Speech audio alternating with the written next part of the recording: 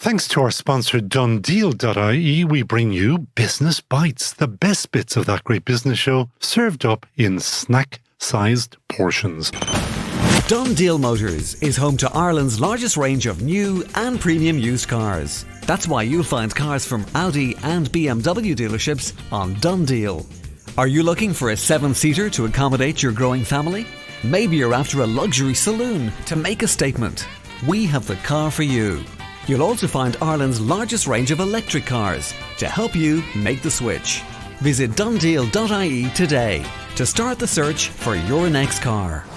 From episode 139, John O'Connell, boss at CW Applied Technologies, explained how his business wants funding to build other people's brilliant ideas. That's great business show. 100 episodes or so ago, I had John O'Connell, boss of Shannon-based CW Applied Technology, on with me. That company provides contract manufacturing and design services to businesses large and small.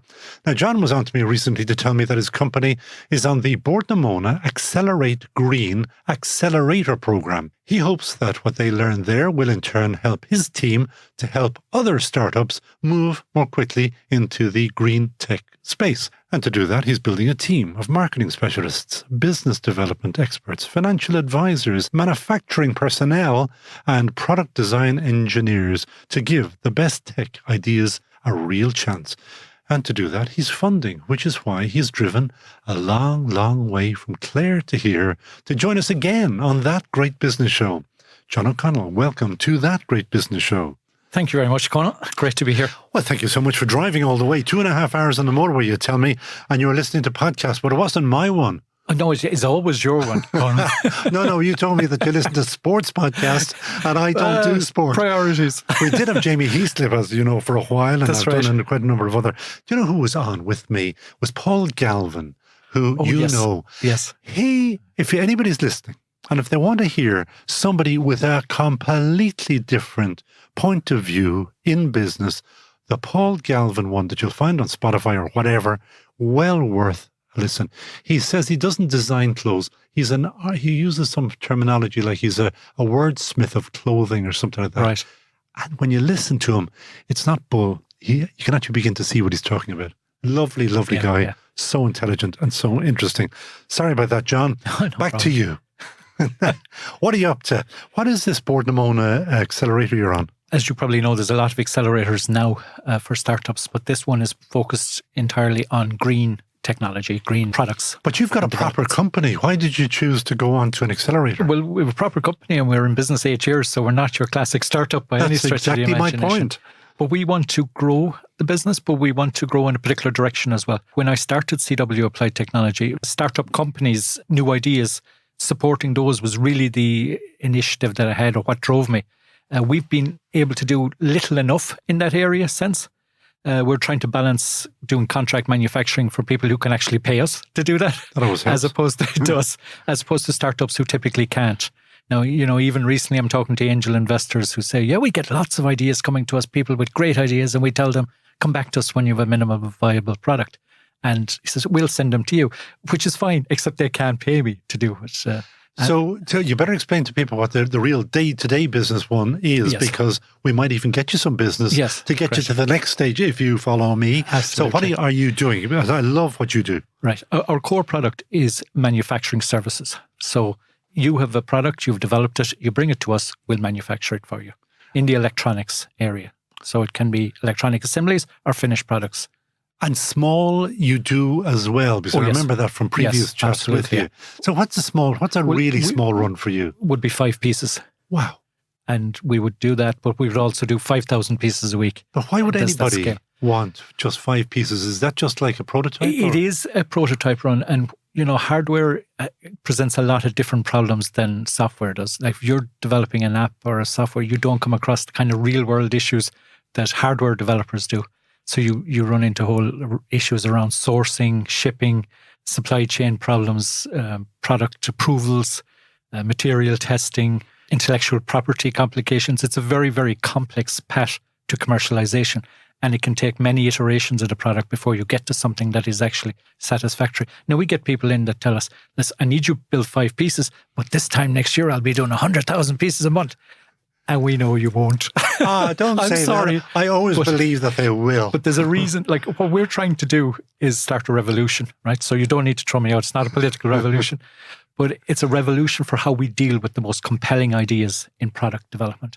And right now we have a myriad of accelerators, but there's a gap between when you coming off an accelerator and actually getting your product or service into the market.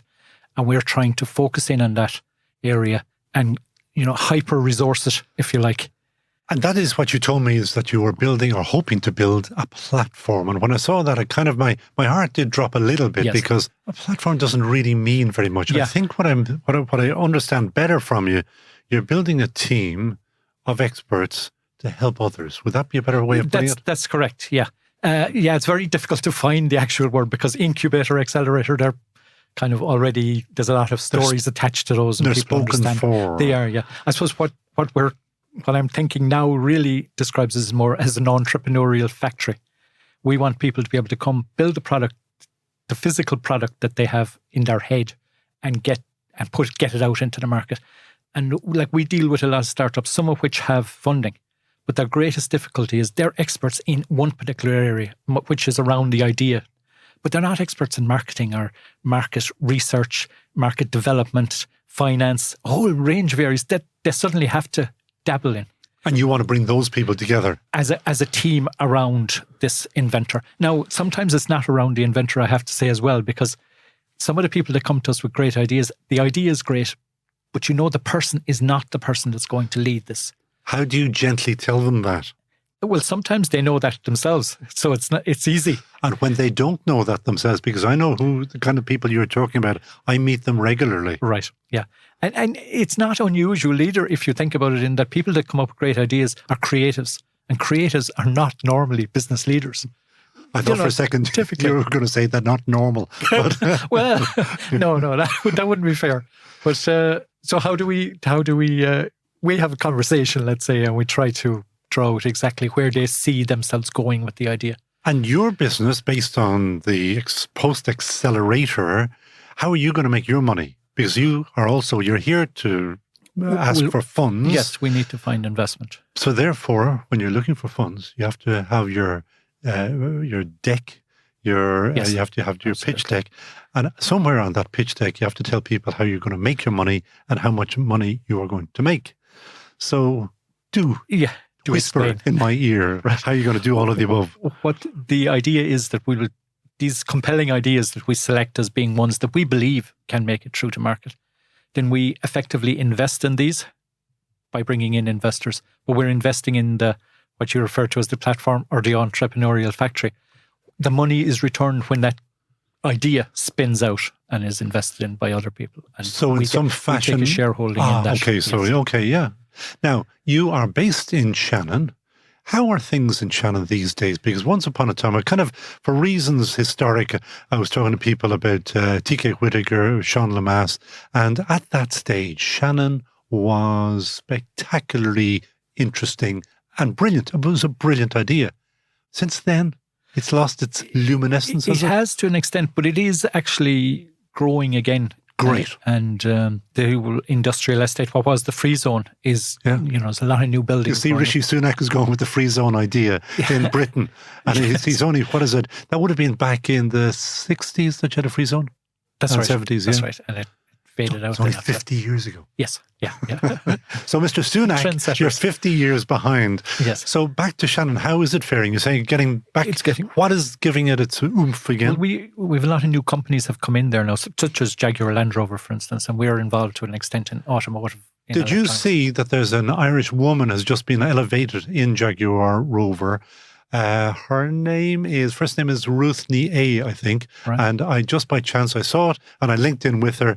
And so therefore there may be further interest in Ireland as she climbs the ladder there. Okay. There you go. Okay, I hadn't heard that. There you go. Well, you hear here first. So I keep interrupting you. I kind of get excited about things and I interrupt. Yes. Back to Shannon. So things are going okay in Shannon. They are. So where are you getting in your business, which is CW Applied Technology, where are you getting your business from? It's primarily Ireland for our contract manufacturing business. We have some in the US, and we're keen to get more in the EU.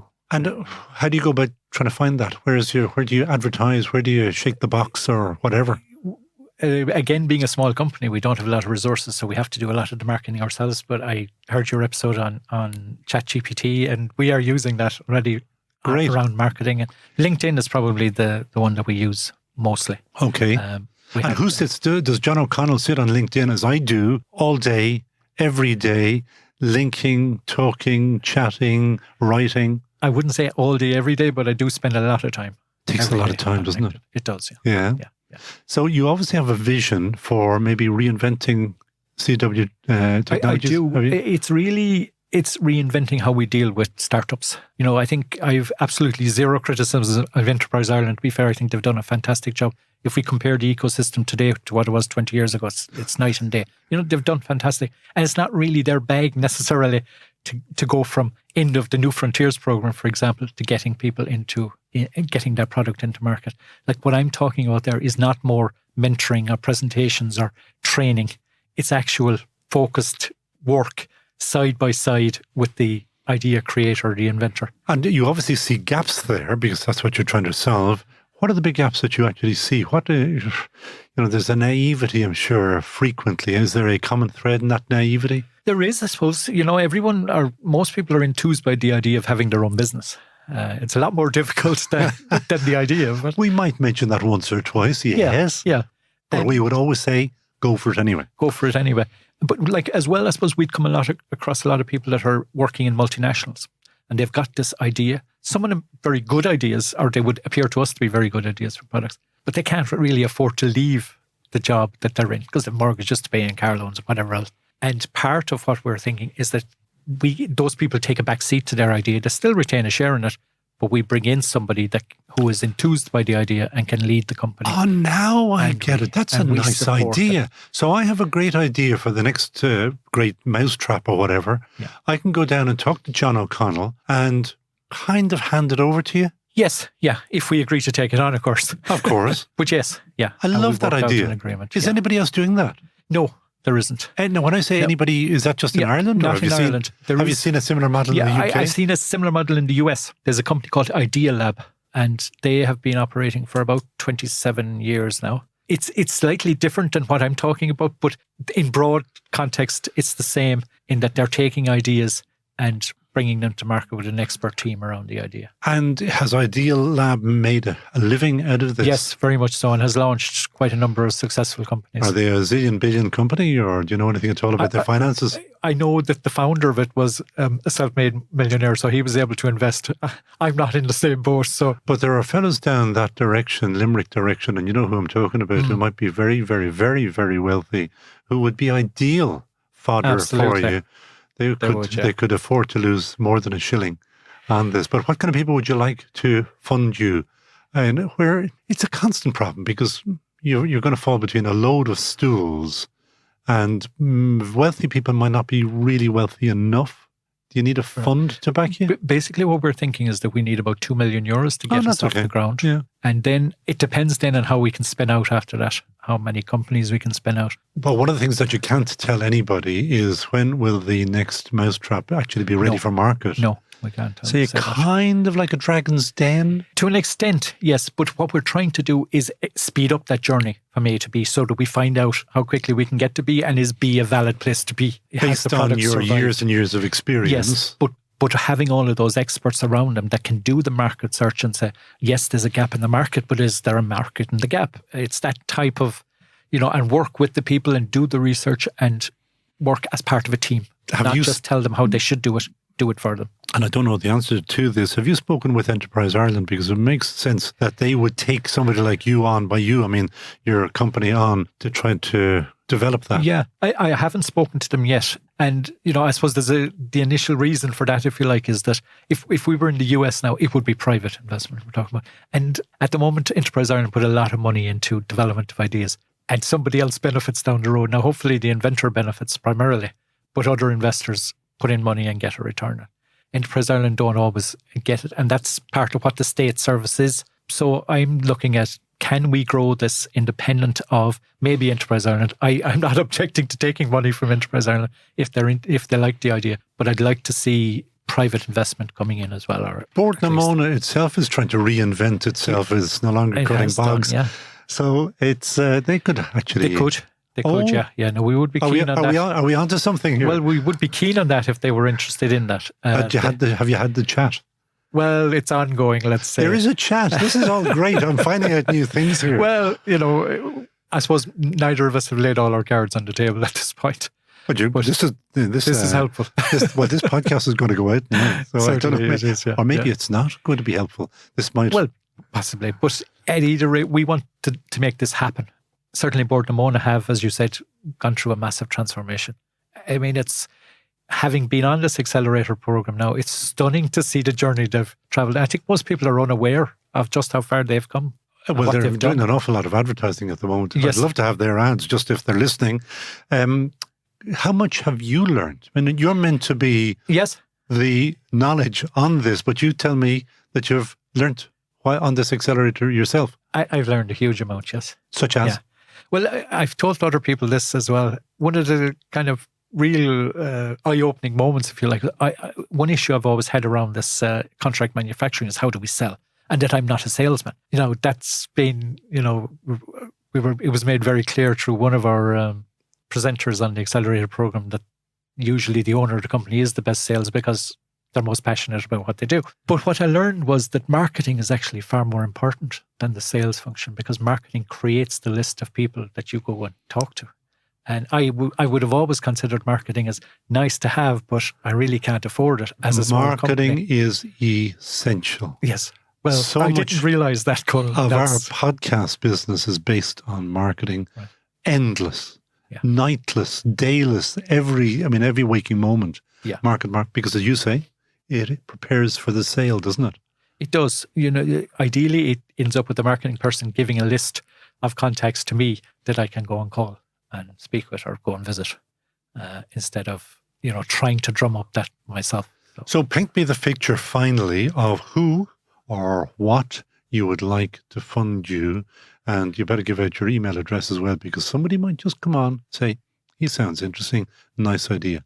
So who or what are you looking for, and where will they find you?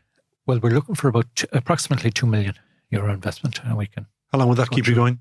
Well, that gets us up and running in terms of the resources and the people that we can bring in and new ideas coming in.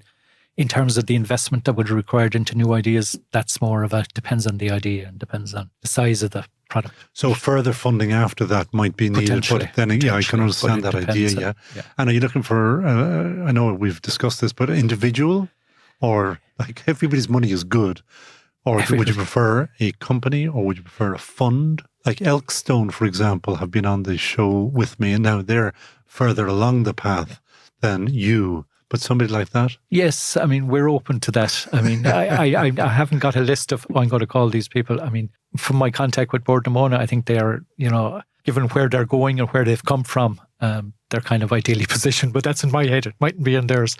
But individuals that have the resources that, understand the idea, or at least want to come and talk about the idea, and then, we would love to have those conversations. And the perfect segue to the final question, which you know already, is who would you hire in a heartbeat? Well, I'll go back to the company I mentioned to you in LA, Idea Lab, and the owner of that company is a guy called Bill Gross. Now, Bill has gone down a lot of the road that I'm talking about going down. Not exactly the same, but I think he could provide a lot of guidance and support. And have you ever met with, or have you been in contact with? I have reached out to him. I haven't got a response yet. On LinkedIn, or what did you use? On LinkedIn, yes. Bill, shame on you, because we're going to chase you now, and we'll see whether we can make that link for you. And you say he's over in LA. Yes. Well, we'll see whether we know anybody in LA who knows Bill Gross. Big place, I know, but you never know. Yes. There's always somebody who knows somebody. Without a doubt. So, John O'Connell, thank you so much for joining us on That Great Business Show. Thanks, Colin. Dundeel Motors is home to Ireland's largest range of new and premium used cars. That's why you'll find cars from Audi and BMW dealerships on Dundeel. Are you looking for a 7-seater to accommodate your growing family? Maybe you're after a luxury saloon to make a statement. We have the car for you. You'll also find Ireland's largest range of electric cars to help you make the switch. Visit change.Ie today to start the search for your next car. De facto shaving oil, the world's best shaving oil. Made in Mayo, sold worldwide. All that great business show advertisers are Team GBS approved. Back them. This idea was first posted on episode 139 of That Great Business Show, Essential Listening for anyone with a great business idea. For more great business insights, listen back to the entire Great Business Show back catalogue on Spotify or Apple Podcasts,